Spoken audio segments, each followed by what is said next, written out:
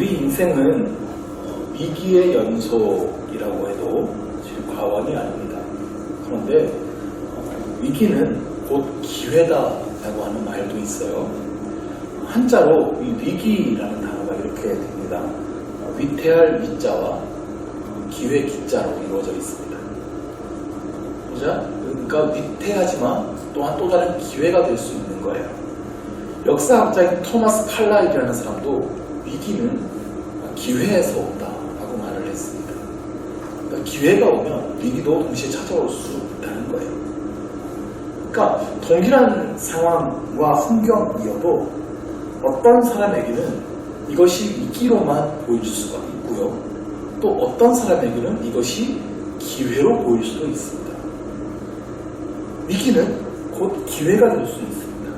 그 자신이 처한 상황을 내가 어떻게 받아들이고 해석하고 대처하느냐에 따라서 그것이 위기가 될 수도 있고 또는 기회가 될 수도 있는 것입니다.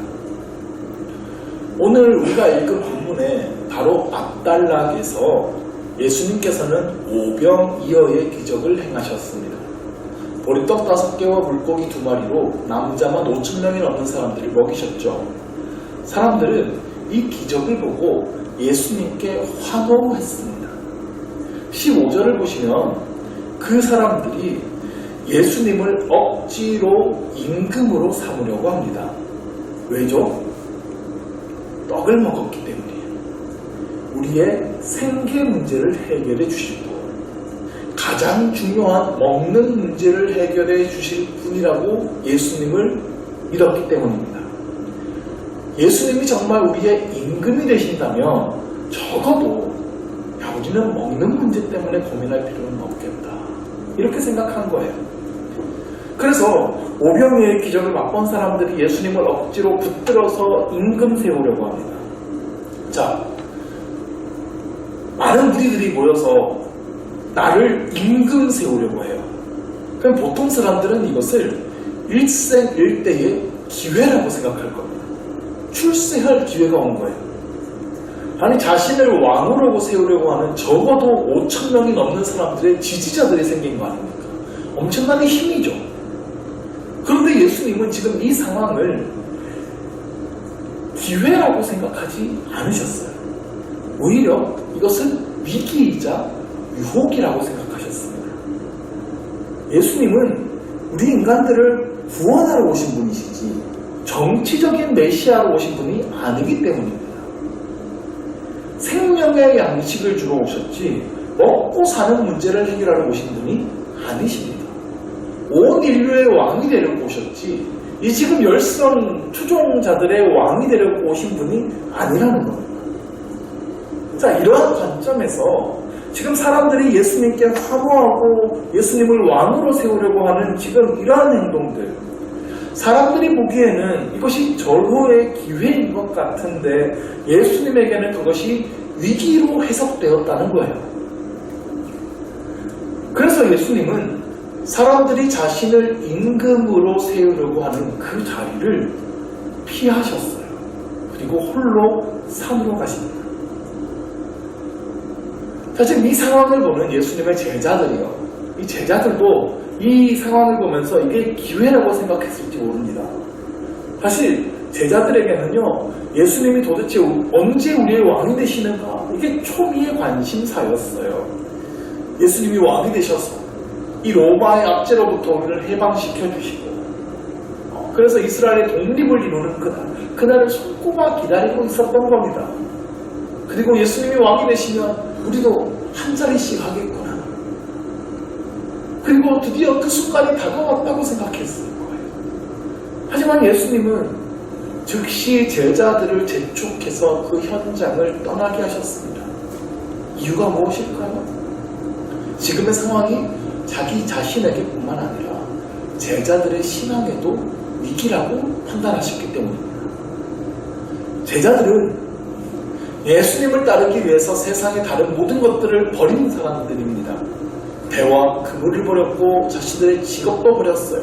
가족을 떠났고요. 오직 예수님을 따르기 시작한 사람들, 오직 예수님을 위해서, 그 진리를 위해서 세상의 안락함을 버린 사람들이에요.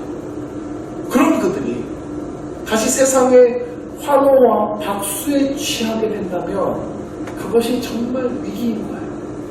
내가 예수님을 따라다니면 예수님을 통하여서 한자리 할 수 있겠다. 출세할 수 있겠다. 이러한 생각이 제자들의 마음을 사로잡게 된다면 우리 영혼을 구원하실 그 예수님을 나를 출세시켜 주실 분으로 생각하게 된다면 그게 정말 위기라는 겁니다. 예수님을 우리를 구원하실 그 하나님으로 바로 보지 못하게 된다면 그게 정말 위기인 거예요. 예수님의 생각과 우리의 생각이 이렇게 다를 수 있어요. 사실 우리는 다른 사람으로부터 칭찬과 환호를 받는, 인정을 받는 것을 위기라고 생각하지 않습니다. 내 생활이 안정되고 문제가 없는 상황들, 오히려 내가 막 잘되고 형통한 상황들을 위기라고 생각하는 사람은 없습니다. 대학에 합격하고 좋은 직장에 들어가고 이런 것들을 위기라고 생각하는 사람이 없죠.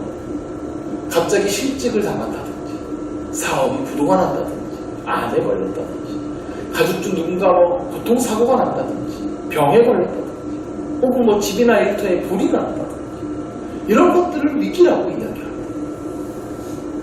그런데 이런 상황들만이 위기가 아니라 내 삶에 아무런 문제가 없어서 내 영혼이 서서히 하나님과 멀어진다면 세상살이가 너무 잘 돼서 바빠서 세상의 성공과 영광에 빠져서 이제 천국을 소망하지 않고 살아간다면 그것이야말로 정말 위기라는 겁니다.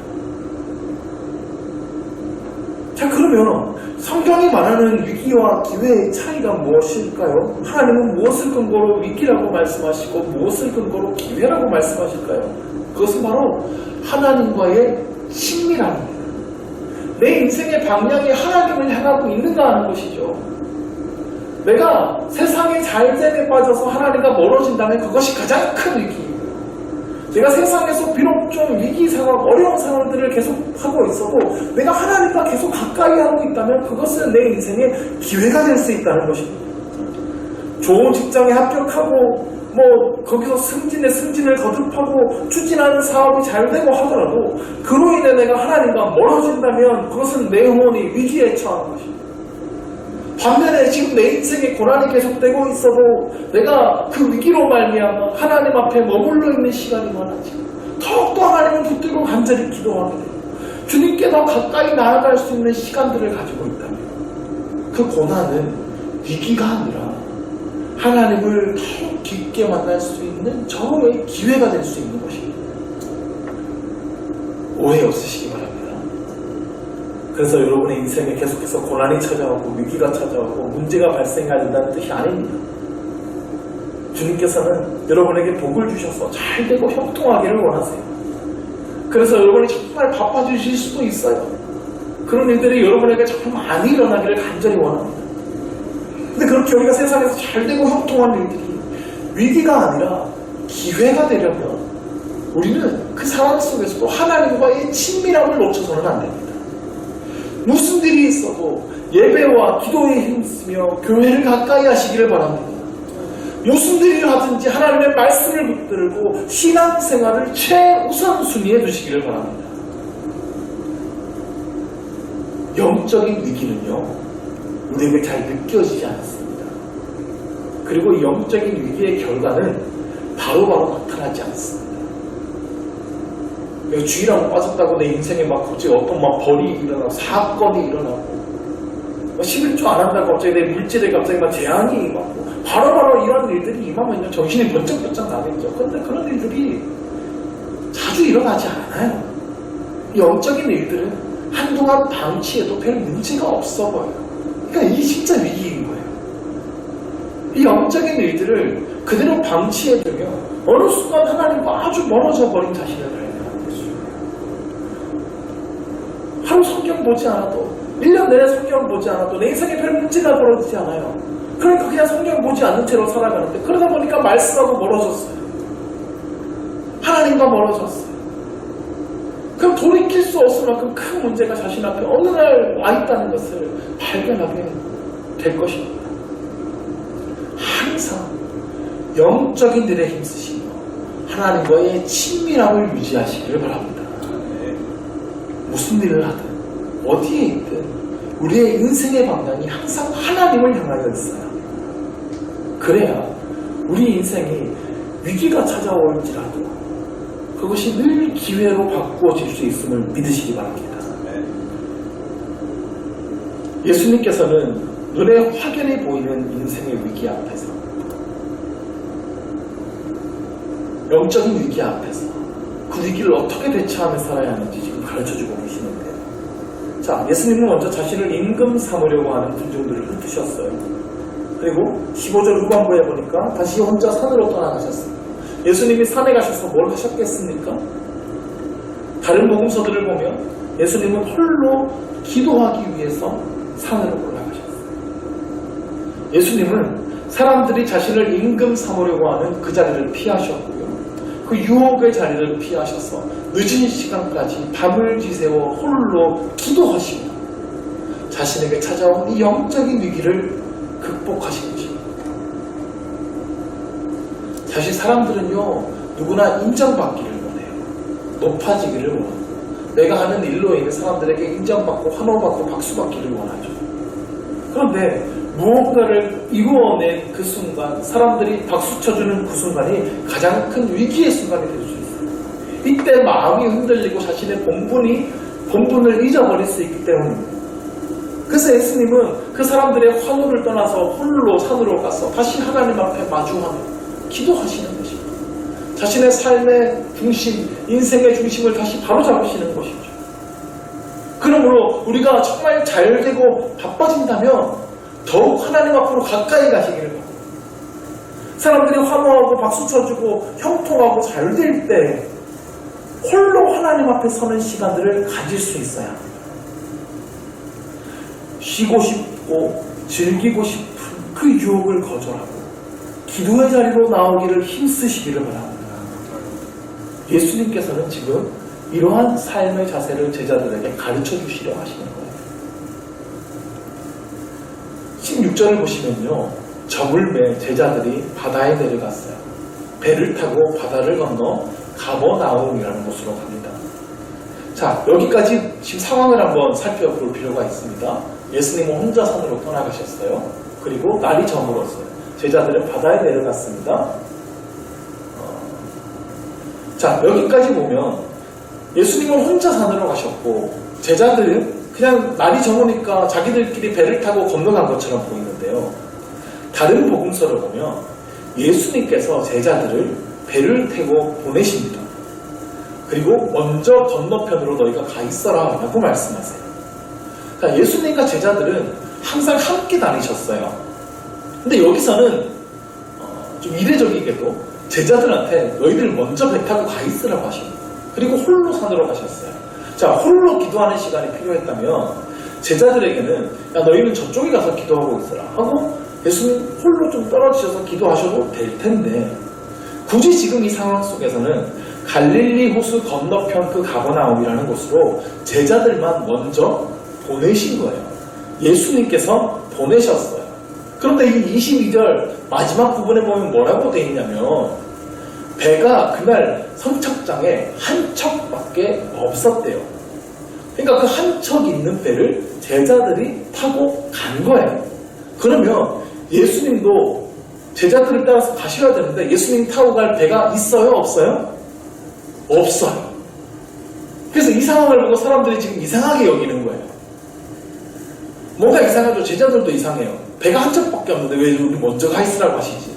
예수님께 뭔가 의도가 있겠죠. 자, 그래서 예수님께서 보내셔서 이 제자들이 지금 바다를 건너가는데 제자들이 그날 밤에 풍랑을 만나서 밤새도록 고난을 당하게 됩니다. 자, 다시 여기서 잘 보십시오. 예수님은 홀로 기도하러 가셨어요. 제자들에게는 먼저 가 있으라고 하면서 예수님께서 보내셔서 배를 태우고 보냈습니다. 예수님께서 의도적으로 제자들과 떨어지셨어요. 예수님께서 보내셔서 제자들은 갈릴리 바다로 나갔습니다. 그런데 그 나간 바다에서 풍랑을 만납니다. 예수님께서 보내셔서 갔는데 왜 그 바다에서 풍랑이 일어납니까? 말씀에 순종해서 갔으니까 형통해야 되는 것 아닙니까? 우리가 이 문제를 짚어봐야 돼요. 지금 이 배가요, 갈릴리 바다를 건너고 있습니다. 갈릴리 바다라고 성경에 많이 나오지만 또 호수라고도 나오죠. 사실 호수가 맞습니다. 호수인데 워낙 커서 바다라고 불러요. 수평선이 보일 정도로 크기 때문에 바다라고 사람들이 이야기하는데 사실은 호수입니다. 민물이에요. 근데 이 갈릴리 호수가 높은 산들로 둘러싸여 있습니다. 자, 저 멀리 보면 대관령처럼 저기 이제 헐몬산이라고 합니다. 저 위에 만년설이 있어요. 그러니까 저 산 꼭대기에서 찬바람이 불어와요. 근데 이 갈릴리 호수가 낮에는 뜨거운 햇빛에 호수가 달궈집니다. 햇빛에 달궈지는데요. 이 햇빛에 데워진 더운 공기가 저 산 위에서 내려오는 찬바람하고 만나게 되면 세찬 돌풍을 만들어내는 거예요. 그래서 이것을 활광풍이라고 해요. 이것이 갈릴리 호수에서 그냥 늘상 자주 일어나는 풍랑이에요. 그러니까 제자들이 지금 밤에 갈릴리 호수로 나갔는데 여기서 풍랑을 만난 건 이상한 일이 아닙니다. 그냥 늘상 있는 일이에요. 자, 예수를 믿고 예수님께 순종하며 살아간다고 해서 우리 인생이 만사형통한 것이 절대로 아닙니다. 예수를 따른다고 해서 꽃길만 걷는 게 아니에요. 풍랑을 만날 수 있습니다.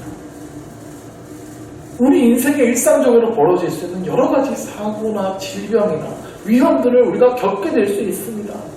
예수님을 따라가도 사망의 음침한 골짜기로 걷게 될 수 있습니다. 그런데 믿음의 사람들은요, 그 위기를 대하는 방식이 달라지는 거예요. 위기 속에서 주님을 의지하는 사람들이 예수님을 믿는 사람들이에요. 하나님을 피난처로 삼아 하나님께 피합니다. 하나님께서 도우실 것을 확신하고 불안해하지 않는 겁니다. 믿음으로 기도하는 거예요. 그래서 의연하게 그 위기를 이겨냅니다. 위기를 더욱 내 영혼이 성장하는 기회로, 주님과 더욱 가까워지는 기회로 삼는 사람들이 바로 믿음의 사람들인 거예요. 자, 그런데 오늘 본문을 보면 이 제자들이요, 기도하는 모습을 보지 못합니다. 이들이 기도하지 않아요. 이유가 뭘까요? 제자들의 상당수가 갈릴리의 어부들이기 때문입니다. 이 사람들은 갈릴리에서 평생 물고기 잡으며 배 타며 물고기 잡은 사람들이에요. 그러니까 수많은 풍랑을 만나고 헤쳐왔던 사람들입니다. 충분한 경험과 노하우들이 다 있습니다. 자신들의 경험과 능력이면 이 정도 풍랑 헤쳐나갈 수 있을 것이라고 생각한 것이죠. 그래서 기도하지 않습니다. 사실 수많은 사람들이 그러합니다. 내가 처음 가는 길이고 어떻게 해야 될지를 모르겠고 막 두렵고 떨리면 기도해요. 그런데 이게 늘 내가 해오던 일이고 내가 잘 할 수 있는 일이고 내가 이러한 위기를 겪어본 헤쳐나가본 충분한 경험이 있으면 기도하지 않습니다. 위기가 오는데 내 힘으로 해결할 수 있을 것 같을 정도면 기도하지 않는 거예요. 그러다가 진짜 위기가 오게 되는 것을 보게 됩니다. 자, 우리가 기도한다고 우리 인생에 어려움과 위기가 찾아오지 않는 것은 아닙니다. 그런데 기도하는 사람들은요, 하나님께서 지혜를 주시고 피할 길들을 열어주세요. 그래서 기도하는 가운데 하나님을 향한 신앙이 더욱 굳세어지고 하나님의 뜻을 이루어가게 됩니다. 그런데 기도하지 않는 사람들은 위기가 오면 자신의 힘으로 그 위기를 헤쳐나가려고 합니다. 그래서 그 위기를 극복하기 위해서 신앙을 잠시 제쳐둡니다. 내가 지금 당장 어려운 일이 생겨서 이 위기만 극복하면 다시 교회에 나갈게요. 이렇게 얘기하죠. 그러다가 진짜 신앙을 잃어버리게 되는 거예요. 이게 진짜 위기라는 겁니다. 우리는 위기가 올 때나 평안할 때나 늘 기도할 수 있게 되기를 바랍니다. 늘 기도하는 사람은 위기 속에서도 주님이 주시는 평안함으로 살아가요. 사망의 음침한 골짜기에 빠질지라도 푸른 초장과 실만한 물가로 인도하시는 목자 되신 주님을 따라갑니다. 하나님의 말씀을 붙들면서 그 위기를 성장하는 기회로 삼고 하나님의 뜻을 이루어가요. 이 믿음을 가지시기를 바랍니다. 인생의 풍랑이 온다고 믿음을 저버리는 것이 아니라 인생의 풍랑이 온다고 할지라도 나에게 찾아오시는 그 예수님을 믿고 그 믿음으로 그 위기를 이겨나갈 수 있는 여러분이 되시기를 바랍니다. 19절 말씀을 봅시다. 같이 한번 읽습니다. 제자들이 노를 저 12월이쯤 가다가 예수께서 바다 위로 걸어 배에 가까이 오심을 보고 두려워하더래요. 이 제자들이요, 자신들의 힘으로 풍랑에 맞서면서 힘껏 노를 저었어요. 그렇게 12월이를 갔습니다. 모든 힘을 다 쏟았을 것이고 거의 지쳐서 탈진했을 거예요. 그때 예수님께서 바다 위로 걸어서 배에 가까이 오십니다. 때는 한밤중이에요. 거센 바람과 거센 파도가 막 일어나고 있어요. 그런데 바다에서 갑자기 사람의 모습이 보여요. 그러니까 얼마나 놀랐겠습니까? 다른 복음서에 보면 제자들이 유전이라고 막 소리 지릅니다. 그럴만합니다. 근데 예수님께서 20절에서 말씀하시죠. 이르시되 내니 두려워하지 말라 하신대. 두려워하지 말라. 더 정확하게 말하면 너희의 두려움을 그쳐라 라는 뜻입니다. 이유는 나다라는 거예요. 나는 나다라고 하는 것은 하나님이 하나님 자신 되심을 가르쳐 주신대. 그 모세에게 나타나셔서 나는 여호와다 라고 할 때 그 말이, 그 표현이에요. 나는 하나님이다 라고 하는 겁니다. 예수님은 무리를 걸으시는 분, 바람과 파도를 그치게 하시는 분, 즉 창조주 하나님이시라고 지금 선언하고 계시는 거예요. 그분이 우리에게 찾아오셨습니다. 그러므로 두려워할 이유가 없는 거예요. 여러분의 인생에 위기가 찾아왔다면 예수님이 어떤 분이신지를 기억하시기 바랍니다. 우리의 기도를 들으시는 그 하나님이 어떤 분이신지를 기억하시기 바랍니다. 예수님은 끝까지 나를 사랑하시는 분이십니다. 나와 함께 계시는 분이십니다. 세상 끝날까지 나와 함께 하시겠다고 성경에서 약속해 주셨어요. 그리고 나에게 찾아오시는 그 예수님은 온 세상을 다스리시는 분이십니다. 바람과 파도를 뚫고 우리에게 찾아오실 수 있는 분이세요. 어떠한 위험과 풍파가 찾아와도 말씀 한마디로 그 바람과 풍파를 잠잠하게 하실 수 있는 분이 우리 하나님이십니다. 어떤 문제도 하나님께는 문제가 되지 않는 거예요. 그러므로 그 창조주 하나님을 바라보시고 하나님께 기도하시기를 바랍니다. 정말 간절히 기도하십시오. 그때 어찌하여 두려워하느냐 하시면서 우리의 모든 두려움을 몰아내실 것을 믿습니다. 자신의 능력을 우리의 인생 가운데 보여주실 것이고 우리에게 그 굳센 믿음을 허락하여 주실 것입니다. 21절을 보실까요? 같이 한번 읽습니다.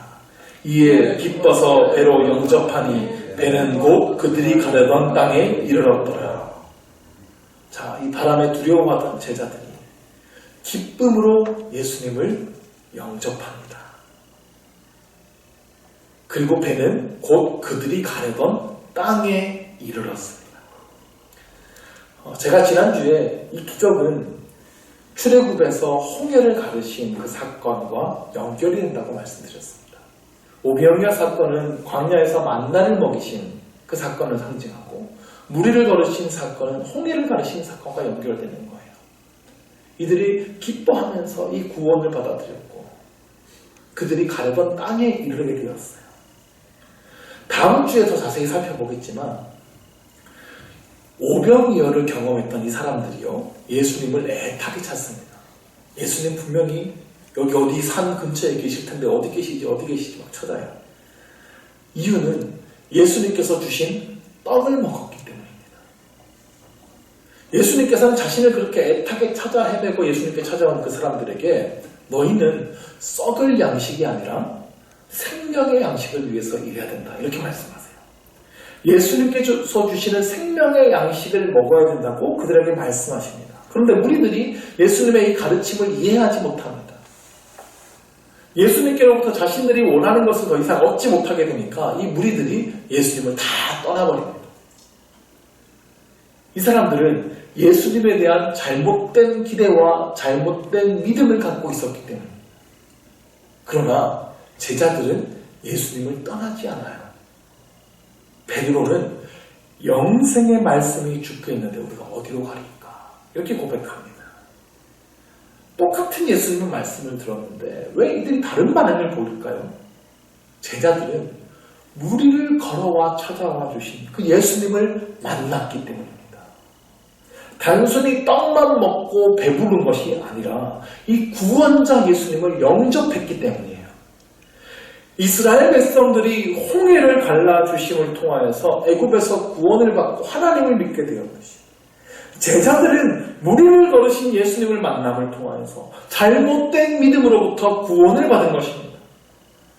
이들은 단순히 예수님으로부터 소원을 성취하고 즐거워하는 신앙에서 벗어나서 우리 인생 가운데 가까이 찾아오시는 예수님을 만남으로 기뻐하고 즐거워하고 예수님을 그들의 인생 가운데 영접하고 예수님과 동행하는 신앙생활을 시작했다는 것입니다.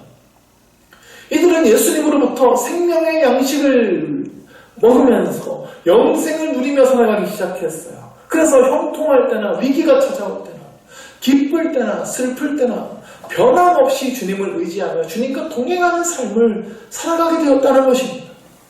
지금 이 기적이 나타나는 것이 이거예요. 여기에 모인 우리 모두도 이 구원을 경험해야 할 줄로 믿습니다. 그냥 단순히 예수님께 기도해서 응답을 얻어내는 그러한 신앙에서 벗어나서 진짜 우리에게 찾아오시는 그 예수님을 영접하고 그분을 기뻐하고 예수님과 동행하는 그 삶으로 들어서는 구원, 예수님으로부터 육의 양식만 구하고 육의 양식만 얻는 그 신앙에서 벗어나서 생명의 양식을 누리는 저와 여러분이 될 수 있기를 주의 이름으로 간절히 축원합니다. 네.